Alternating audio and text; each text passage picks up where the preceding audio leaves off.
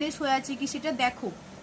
দেখো পিরিয়ডস হওয়ার মানে আমাদের যে মেনস্ট্রুয়েশন হওয়ার 1 সপ্তাহ আগে এমনি আমাদের বেস্ট টেন্ডারনেস বা বেস্ট টাইটনেস থাকে, তাহলে সেই সময় পরীক্ষা করলে কিন্তু ধরা পড়বে না।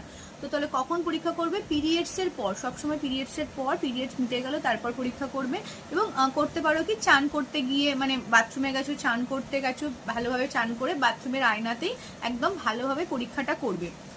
এবং পরীক্ষাটার নিয়মটা কি, তুমি যদি এটা ধরো লেফট সাইড, তুমি লেফট সাইডে যদি করছো তাহলে লেফট সাইডের হাতটা এইভাবে টান দেবে, দিয়ে হাতের এই মানে আঙুল মানে এই হাতটা এইভাবে করবে, দিয়ে একদম পুরো অ্যাক্সিলা থেকে একদম মানে অ্যাক্সিলার নিচ থেকে রোটেট করে প্যালপেট করে দেখবে যে কোনো লাম্প বা নডিউল ফিল করছো কি। সেম প্রসেসে এই দিকেও করবে, একদম প্রেস করে জোরে হাত টাইট থাকবে, এইভাবে প্রেস করে দেখবে যে কোনো নোড বা কোনো মাস